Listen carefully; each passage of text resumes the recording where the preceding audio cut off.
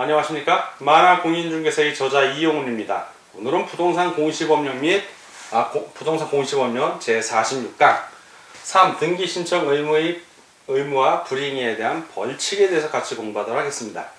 오늘 공시법령 46강으로서 그동안 여러분들 장장 부동산 지적과 관련한 지적제도에 관한 거 18강까지 그전 같이 했었고 19강부터 46강까지 28강 정도 걸쳐서 부동산 등기법을 같이 공부를 했습니다. 이것이 오늘 총 마무리하는 시간이 되는데 그동안 공부하느라고 힘써 공부하신 거 박수 드리고 오늘 마지막까지 강의 임하시는데 배에 힘 주시고 편안한 마음으로 같이 공부하시길 바랍니다. 자, 벌칙은 법을 한 세 가지, 부동산 등기하고 관련돼서 등기 신청 의무와 관련해서 한 세 가지가 나옵니다. 첫 번째 법은 우리가 지금 배우고 있는 부동산 등기법. 자, 부동산 등기법에서는 등기 의무를 제대로 하지 않았을 때 이러이러한 과태료인데 여기서는 주로. 그리고 두 번째는 부동산 등기 특별조치법이라고 했어요. 특별조치법. 이 특별조치법은 중간생략 금지하는 거하고 거민계약서 제도가 들어가 있는 거예요. 자, 부동산 등기 특별조치법. 그리고 마지막으로 세 번째 법률이 바로 부동산 실권리자 명의 등기에 관한 법률. 자, 실권리자 명의 등기에 관한 법률. 요거는 우리 몇 번 배웠죠? 어디서 배웠냐면 민법 및 민사특별법. 거기서도 5번째 법률이 민사특별법에서 부동산 실권리자 권리에 관한 명의 등기에 관한 법률에서 명의신탁 부분 그거 배웠었고, 그리고 공인중개사 법령 및 중개실무에서도 실권리자 명의 등기에 관한 법률 꼭 배웠습니다. 바로 그 법률을 얘기하는 겁니다. 여기서 어떠한 등기 의무를 이행하지 않았을 때 벌칙 규정들이 있어요. 자, 그거를 오늘 마무리하면서 보는 겁니다. 첫 번째, 그럼 부동산 등기법에서는 어떤 규정이 있나? 등기법에서는 토지 또는 건물에 대해서 등기할 사항이 있으면 등기하라고 얘기를 합니다. 자, 토지나 건물이 있으면 토지 건물. 자, 이 토지나 건물. 변경 등기 같은 건 임의적인 거 각자 하면 되는데 토지하고 건물 같은 경우는 어떤 경우? 바로 표시에 해당되거나 토지 또는 건물, 부동산 자체에 어떤 변경 등기가 있을 때 이러한 변경 등기가 발생을 하면 이거 변경 등기 해야 된다. 언제까지 되면 1개월 이내에 변경 등기를 신청해 줘야 됩니다. 그러면 이 표시라는 건 다시 한번 말씀을 드리면 지적에 관한 법률에서 이 토지의 표시는 본목면 전자, 지번, 지목, 면적, 경계, 자포 해갖고 지번, 지목, 면적, 경계 또는 자표였습니다. 근데 등기법에서는 면적과 경계하고 자표는 안 나오니까 지번, 지목, 면적까지 나옵니다.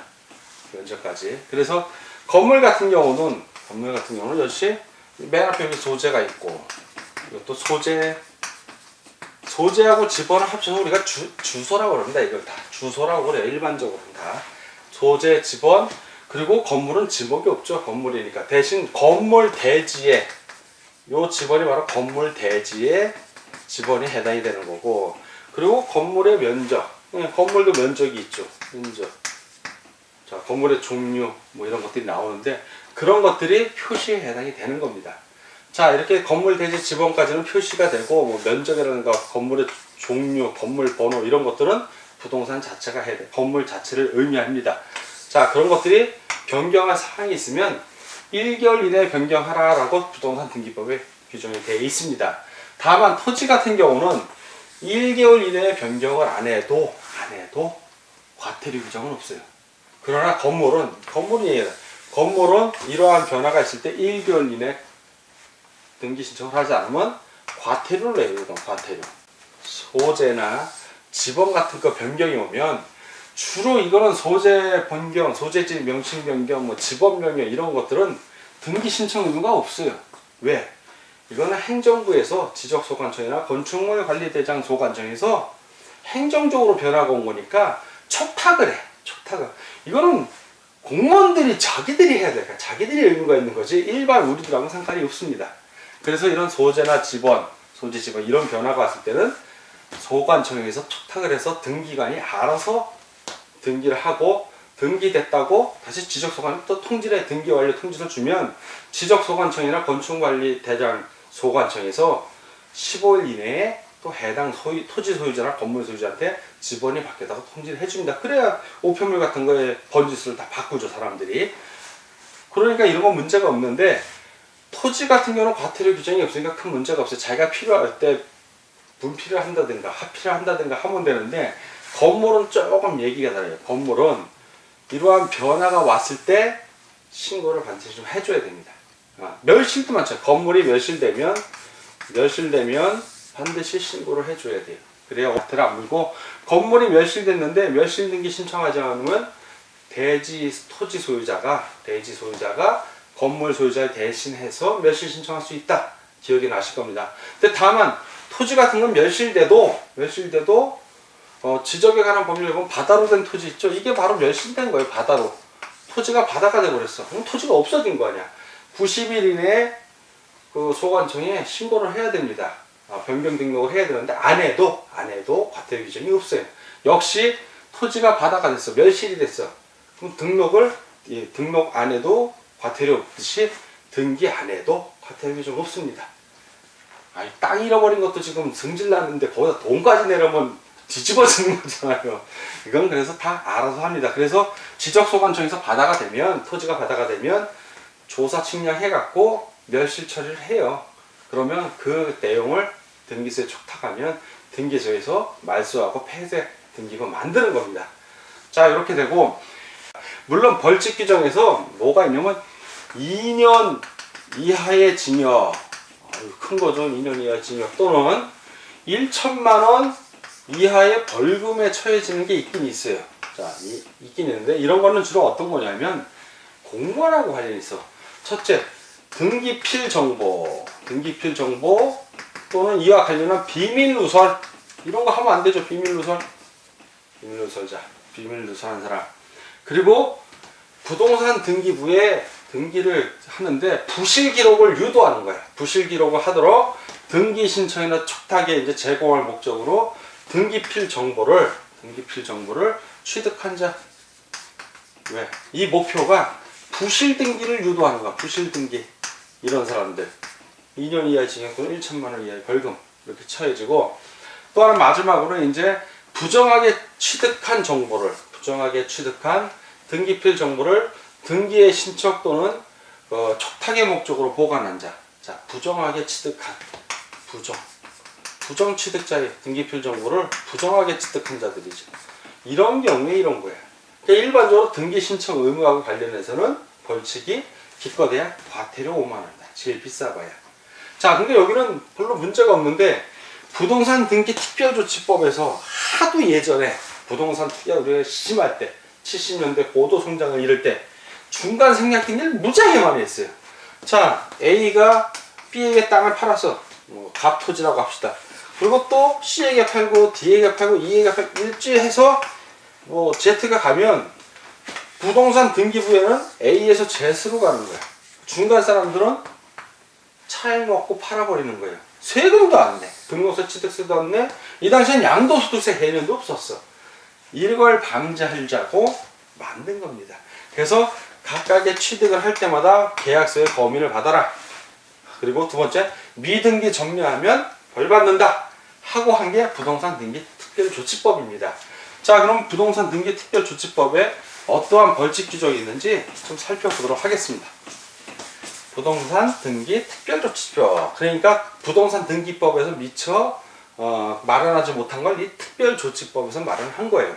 자, 어떤 게 있냐면 소유권하고 관련된 게 먼저 나옵니다. 소유권. 그러면 두 가지. 하나는 소유권 보존, 하나는 이전. 자, 소유권을 보존하는 거, 채취하는 거, 이전하는 거. 자, 소유권 보존과 관련해서는 소유권 보존. 자, 소유권 보존. 미등기 소유권 보존된 거. 아직 소유권 보존이 되어 있지 않는 부동산에 대해서 소유권 이전 계약을 체결한 자는 반드시 소유권 보존 등기를 해야 돼요.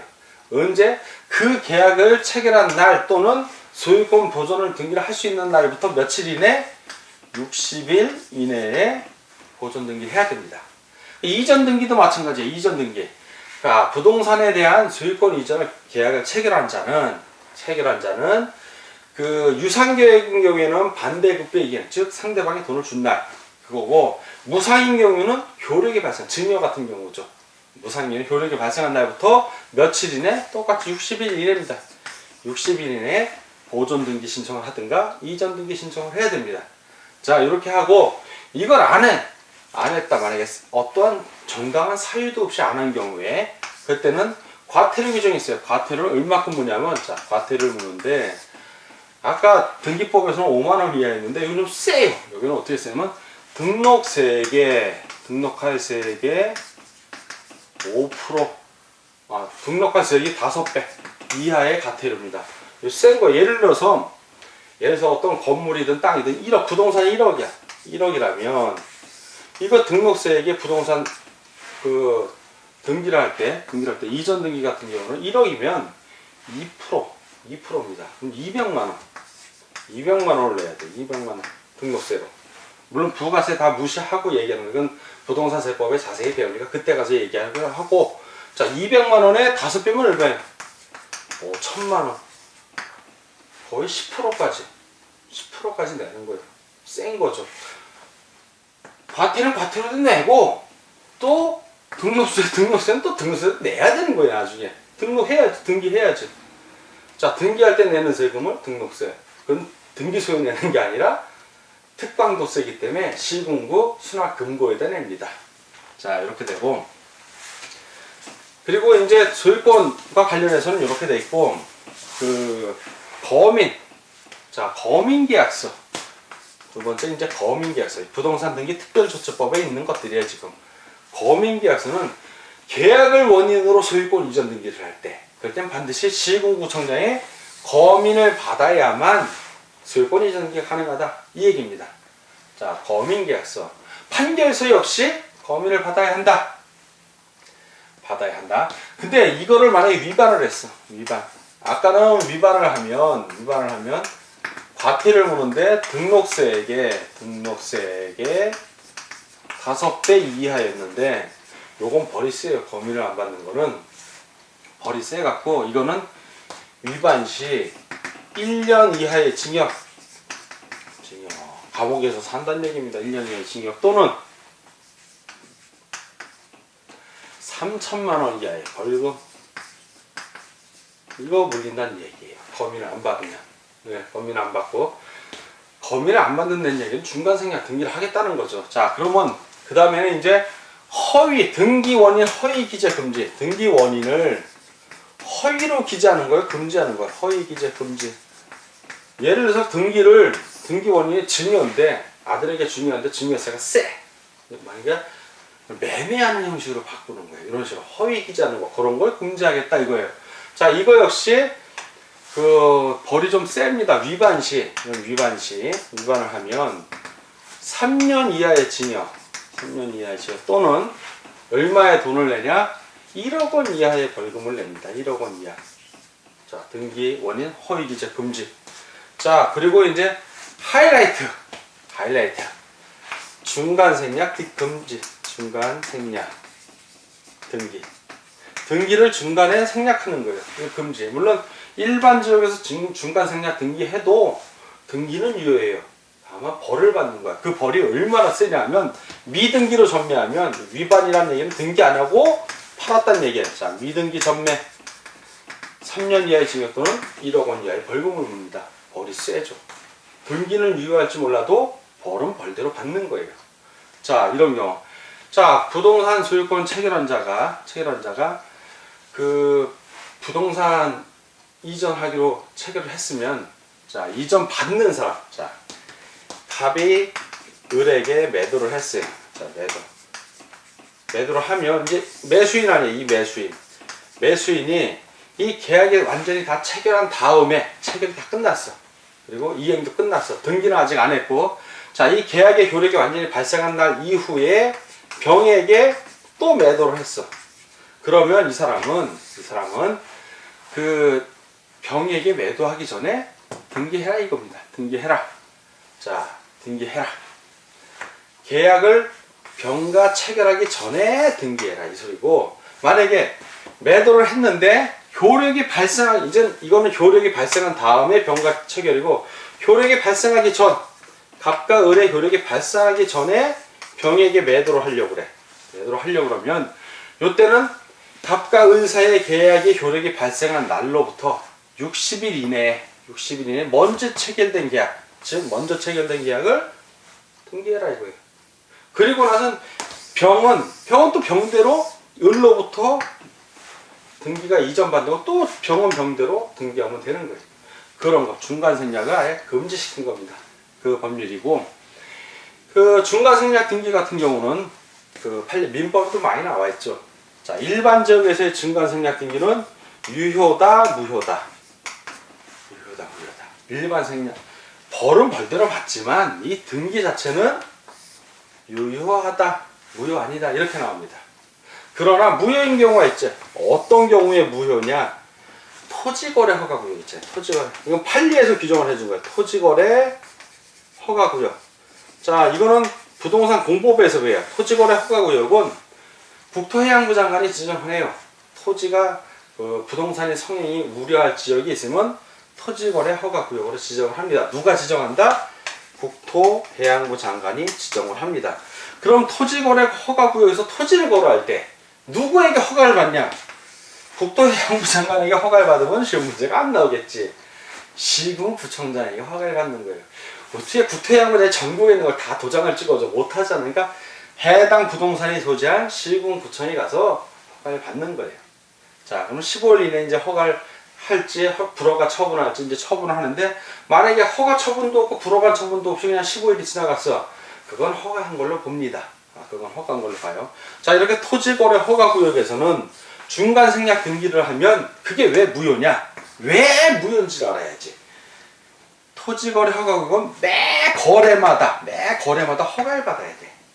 허가를 안 받은 거 아니야. 허가를 안 받고 중간 생략에서 전매한 거니까 허가를 안 받았으니까 이미 그건 효력이 무효인 거야. 그래서 중간 생략 등기가 토지거래 허가구역에서만큼은 무효다. 그러나 일반 지역에서는 유효다. 반드시 구분해서 기억해 주실 필요가 있습니다.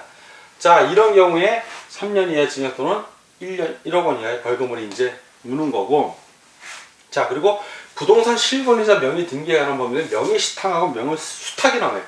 명의신탁하고 명의수탁은 간단히 한번 짚고만 내요. 의미만. 갑이 자기 토지가 있어. 근데 이 사람이 토지 부자야, 땅 부자야, 세금을 무지하게 많이 내. 그럼 대부분 명의신탁은 세금 좀 줄여보자고 을에게 가장매매합니다. 가장매매. 자, 내 거지만 네 걸로 해라 등기부에는. 그럼 가장매매면 이제 등기부상에 을이 주인이 된 거예요. 그런데 실제 등기필지 누가 갖고 있다? 갑이 갖고 있다. 실제 세금 누가 낸다? 갑이 낸다. 이 땅을 누구에게 대해주고 대여료를 받아, 임료를. 그거 갑이 받아 처먹어. 누구 거야? 갑의 거잖아요. 실제 주인은 갑이야. 이런 사람을 명의를 빌려달라고 했기 때문에 명의신탁자라고 해. 명의신탁. 명의를 빌려주세요 하고 부탁을 한 사람이고, 반대로 이 사람은 명의를 빌려줬어. 이름만 빌려. 등기부에 이름만 올린 사람이야. 이런 사람을 명의수탁자, 그 부탁을 들어준 거야. 부탁자. 명의신탁, 그리고 명의수탁이라고 합니다. 자, 그럼 어떤 사람이 더 나쁜 사람이야? 이 사람이 더 나쁜 거지. 자기 세금 좀 줄여보자고 을을 이용한 거니까. 자, 이 경우에 둘 사이에 명의신탁 계약은 무효라고 그래. 무효. 이건 무효야. 즉 당사자가 무효야. 이 경우에는 을의 게 아니라 갑의 거다 이겁니다. 갑의 거. 그럼 명의신탁 무효를 토대로 해서 갑의 걸로 가는 건 아니고 진정 명의 회복을 해야죠. 그런데 이 경우에 을이 병에게 다 팔아먹었어. 제3자 경우는 몰라. 그러니까 이 을이 명의신탁인지 수탁인지 몰라. 뭐 알 수도 있어. 선이든 악이든 선의일 수도 있고 악일 수도 있습니다. 유효한가 무효한가? 민법에 나오죠. 선이어도 유효, 악이어도 유효. 왜? 부동산 등기부를 신뢰했으니까. 다만 악이면서 팔라고 얘기했을 때, 적극 가담했을 때, 배임행위에 적극 가담했을 때, 그때는 무효야. 그때는. 그렇지만 다 유효해요. 유효. 그러면 갑은 눈 뜨고 땅 뺏기는 거야. 그러니까 명의신탁 하라 말라 하지 말란 뜻이죠. 차라리 세금을 내라 이 얘기야. 자, 이 경우 그럼에도 불구하고 명의신탁을 하거나 이거 하라고 누가 교사를 했다면 그 사람들에게 이제 벌을 주는데, 명의신탁자 또는 교사자에게는 5년 이하의 징역. 아까 3년까지는 봤는데 5년이야. 5년 7세 5년 이하의 징역 또는 2억 원. 와, 아까 1억 원까지는 봤는데 2억 원 이하의 벌금. 자, 그럼 명의신탁자는 얘보다는 조금 약할 거 아니에요. 바로 3년 이하의 징역 또는 1억 원 이하의 벌금. 가만히 보니까 3년 이하의 징역 또는 1억 원 이하의 벌금은 많아. 어떤 경우? 이거는 저기 중간생략 등기 한 경우에도 3년 이하의 징역 또는 1년 이하의 벌금. 그리고 등기원인 허위 기재한 경우도 3년 이하의 징역 또는 1억 원 이하의 벌금. 그런 경우인데, 가장 벌이 센 거는 명의신탁자야. 명의신탁자. 여러분들 제일 중요한 건 요거만큼, 내가 딴 거 외우란 얘기는 안 해요. 명의신탁가만큼은 벌이 제일 세. 명의신탁 글자도 하나 둘 셋 넷 다섯 5년이네. 선생님 명의신탁자도 다 섞였는데, 얘는 얘보다 좀 약하잖아. 얘는 이름밖에 더 빌려줬어. 나쁜 놈이지. 그렇지만 이놈은 세금도 안 내잖아. 얘야 뭐 세금 나오면 얘가 내주니까 문제가 없지만, 얘는 세금도 많이 줄었잖아. 그러니까 얘가 더 나쁜 거예요. 그래서 이쪽은 5년, 2억 원 이하의 징역. 그러니까 구체적으로 벌금이 나오는 문제는 안 나오고, 가장 다음 중 그 등기 신청 의무 불이행에 대한 벌칙 중 가장 벌칙이 센 사람은 누구냐? 1번 명의신탁자, 2번 명의신탁자, 3 중간생략 등기 금지 위반자, 4 등기원인 허위 기재자, 5 공인계약서 제출 의무 위반한 자. 그러면 이게 답이 되는 거예요. 그러니까 명의신탁자가 벌이 제일 세다. 그거만이라도 외워주세요. 그거만이라도. 자, 오늘은 부동산 공시 법령 46강 강의를 이걸로 마치는데, 정말 여러분들 저와 같이 생전 처음 지적에 관한 법률, 지적제도를 배우신 분도 있을 것이고, 토지대장이란 말을 생전 처음 듣는 분들도 있을 거예요. 심지어는 부동산 등기부가 어떻게 생겼는지조차도 모르는 분들도 봤어요. 제가 저하고 같이 공부하면서 실생활에 도움이 되기도 하지만, 이 부동산 공시법령은 왜 중요하냐면, 여러분들이 실전에서 이제 공인중개사 자격증 오래 따고 내년부터 중개업자가 됐을 때 가장 여러분들이 제일 많이 접하는 서류가 토지대장, 지적도, 토지이용계획 확인서, 그리고 부동산 등기부예요. 이걸 다 볼 줄 알아야 돼. 뭔 얘기인지를. 그리고 그걸 갖고 확인 설명을 해줘야 돼. 사겠다. 매수 의뢰인들은 임차 의뢰인에게. 그러려면 여러분들이 공시법령을 철저히 공부를 하셔야 되는 거예요. 다만 지금 저와 함께 공부를 하신다면, 공시법령은 내가 내년에 중개업자가 됐을 때 진짜 멋있게 중개활동을 할 수 있는 토대구나. 나의 부가가치를 올려줄 수 있는 과목이구나. 이 과목이야말로 정말 열심히 해야지. 이런 마음으로 공부를 하시면 제가 강의하는 게 하나하나가 다 새로울 겁니다. 오늘 처음으로 41강부터 46강까지 다 들으신 분들은 다음부터 또 1강부터 또 들으시겠죠. 오늘 이 말이 새로울 겁니다. 두 번째 제가 하는 이 말을 들으면, 맞아, 이용훈 선생님 말이 맞아. 두 번째 들을 때는 제가 한 강의 하나하나가 또 새로워요. 세 번째 들으면, 오, 맞아, 이렇게 바뀌어요, 사람이. 나중에는 어떤 분은 이런 말씀도 하더라고요. 어떤 날은 이용훈 선생님이 컨디션이 좋은 것 같고, 어떤 사람은 강의하시는데 힘이 없는 것 같아요. 맞아요, 힘 없는 날도 있죠. 그러나 여러분에게 하나라도 더 알려줘야 되고, 여러분에게 하나라도 더 쉽게, 그리고 절대 졸립지 않은 강의하기 위해서 저 나름대로 노력합니다. 그리고 이 강의가 여러분들이 공인중개사 시험 공부하는 데 도움이 된다면, 저는 또 오늘도 열심히 강의 준비하고 즐겁고 힘차고, 그러면서 정말 이해하기 쉬운 강의에 대해서 최선을 다할 것입니다. 제가 최선을 다하듯이 여러분들도 공부에 최선을 다해 줄 것을 부탁드리고, 항상 올해 반드시 합격한다는 절박한 마음으로 공부에 임해 주실 것을 오늘 부동산 공시법령 마지막 강의 시간에 다시 한번 부탁드립니다. 자, 오늘 공부하느라고 수고하셨습니다. 감사합니다.